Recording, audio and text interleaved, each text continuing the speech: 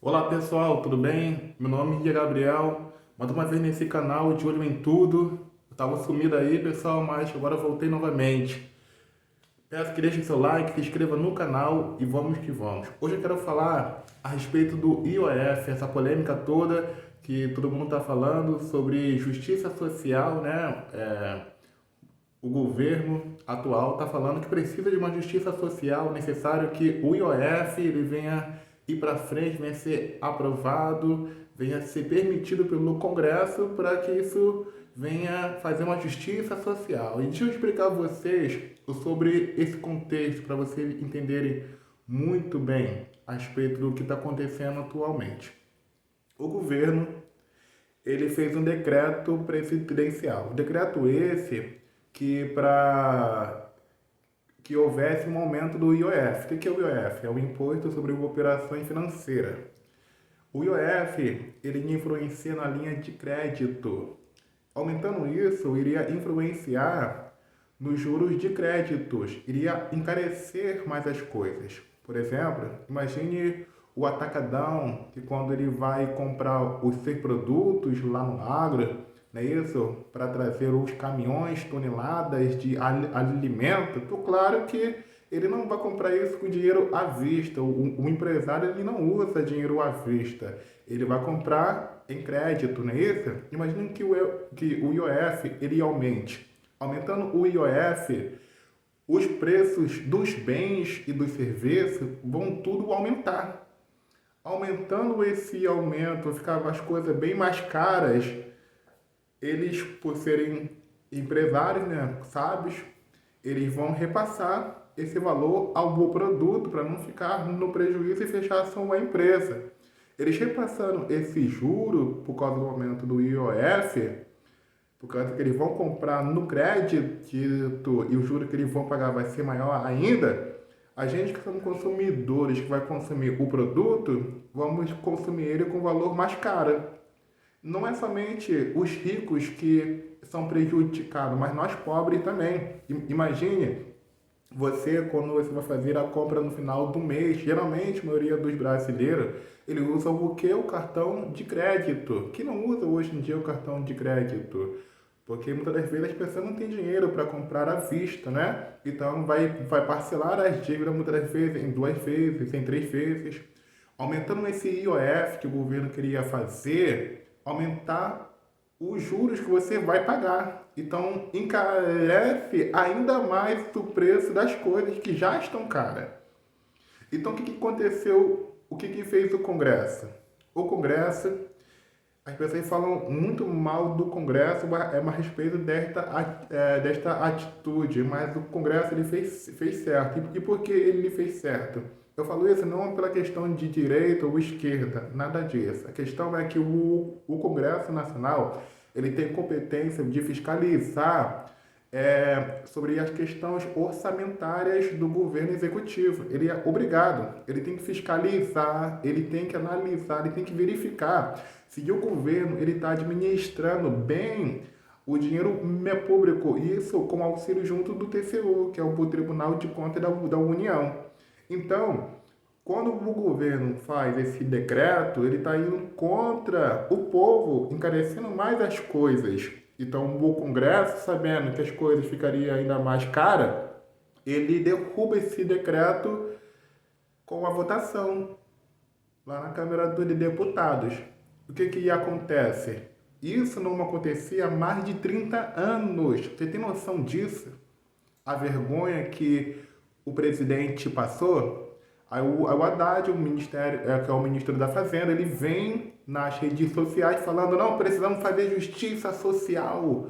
Precisamos fazer justiça social. É necessário que esse decreto venha a ser aprovado, é necessário que ele venha ser sancionado. Então eles eles estão correndo em direção ao STF justamente para buscar a aprovação do judiciário, quando na verdade a competência do judiciário não é legislar sobre essas questões, mas é de competência do Congresso. Então, ele ia invadir a jurisprudência do próprio Congresso, que seria uma coisa totalmente errônea, né, e inconstitucional. Porém, Qual é a função do executivo? A função do executivo nada mais é do que administrar essas questões públicas, as questões da máquina pública do país.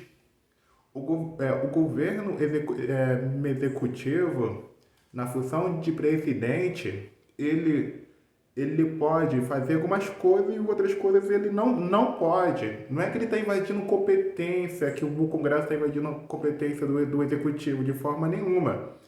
O executivo, seja ele na função de presidente da República, ele tem a função de sancionar leis, de vetar, fazer decreto, medida provisória. Ele pode extinguir cargos vagos, entendeu? Ele pode extinguir os cargos, exemplo assim, no concurso público não tem vaga mais, ou então tem vagas, ele pode delegar isso ao AGU, ele pode delegar isso a uma PGR, ele pode delegar isso ao Ministério que ele tem, que é os seus auxiliares, porém, algumas questões ele não pode fazer. É como ele não pode extinguir instituições, ele não pode ir contra uma sociedade relacionado a algumas questões que o Congresso olha e vê que isso vai prejudicar a sociedade como um todo. Esse decreto ele tem poder de fazer sim, porém no Congresso, como representante do povo, ele pode derrubar, sem problema nenhum. Da mesma forma que o presidente ele pode vetar aquilo que é aprovado no Congresso, me proibindo assim. Então, tudo isso não é justiça social, isso atrapalha a sociedade. A gente já está pagando um imposto muitíssimo alto demais. Eles estão pagando um absurdo de imposto. Aí ele quer aumentar o nível de vida, o nível de dificuldade. Então, assim, você verifica que a cada 37 dias que esse governo, desde o momento que ele entrou até hoje, vem um novo imposto, essa nova reforma tributária. Era necessário fazer uma? Era necessário, porém, não da forma como está feito, que é muito contra a sociedade e é a favor dos bancos, a favor das empresas filiadas a esse governo. Então você verifica que cada dia que passa a situação fica muito pior. Você verifica que o governo ele não está preocupado em fazer com que a sociedade fique em paz. Não. No lugar dele bater a meta orçamentária, cortando seus gastos próprios do seu próprio governo, deixar de viajar, deixar de criar ministério do nada, deixar de fazer algumas coisas inúteis que não precisa fazer, mas fazem. Então, assim, ele poderia reduzir os gastos. Para ter a noção, no ano passado, o Brasil, ele bateu o recorde de arrecadação. Bateu o recorde de arrecadação. E tem mais. E mesmo assim, batendo o recorde de arrecadação, o Brasil ainda ficou com um rombo bilionário. Aí, hoje em dia, sabe quanto é que está a dívida pública do país? Está mais ou menos 7 trilhões. E sabe qual é o tamanho do nosso PIB? 2 trilhões.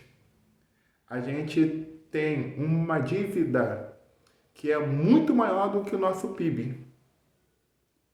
Por causa do governo, não somente desse governo, mas também de outros governos que administraram de forma muito errônea. Então, pessoal, cuidado com esse negócio de justiça social, essa falácia aí, porque você que vai fazer, vai ficar a favor desse aumento do IOF, ele cresce o olho justamente por causa que, como a taxa Selic está 15%, está mais ou menos 14,75%. Está alta. Quem deixa o dinheiro no banco, o dinheiro vai render muito mais. E abatido do valor que se ganha, imposto de renda, mais o IOF. Então eles pensaram, caraca, a inflação está muito alta, vamos usar isso a nosso favor, aumentando o IOF, na medida que as pessoas vão ganhar mais, a gente vai ganhar junto com eles. Quer dizer, as pessoas vão ter aquela falsa sensação de ganho. Eles estão realmente, de fato, atrapalhando e não ajudando. No lugar de reduzir a inflação, cortando os gastos, diminuindo os impostos, incentivando as pessoas a pagarem os impostos de uma forma não violenta ou agressiva ou incisiva. Se tu não fizer, vai ser preso. Se tu não fizer, vai dar ruim, vai acontecer uma coisa muito ruim, pode piorar os seus bens. Então você verifica que tem algo muito errado acontecendo no Brasil, em todos os âmbitos. Então, antes de você falar alguma coisa, entenda o cenário que está acontecendo no atual, para você não ficar a favor de algo que vai prejudicar você mesmo. E não tem como ninguém correr. Se o IOF aumentar, todos nós vamos pagar as coisas mais caras, tanto rico quanto pobre. Então é isso que eu quero falar, pessoal. Valeu? Curte o canal aí, deixa seu like. E qualquer coisa no outro vídeo eu vou falar sobre questões financeiras a respeito de quanto que eu ganhei no fundo imobiliário, começando a investir de janeiro até hoje, que bateu já 250 de dividendos. Comecei ganhando 99 centavos, agora está R$ 250. E assim vai crescendo gradativamente com aquela estratégia que está aqui nos meus vídeos, tá, pessoal? Dá seu like, valeu!